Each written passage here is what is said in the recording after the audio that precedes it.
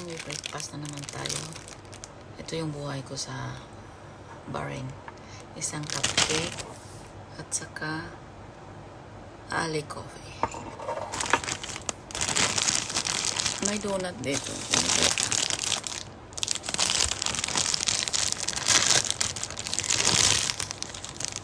7:35 pa lang dito sa amin. Dito sa Bahrain. So, breakfast tayo. Breakfast, oh.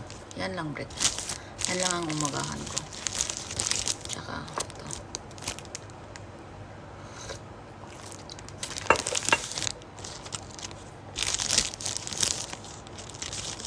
Mahirap ang buhay na ito.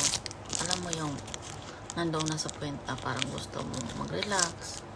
Pero hindi mo magawa kasi may trabaho ka araw-araw. Gigising ka ng maaga pa, uuwi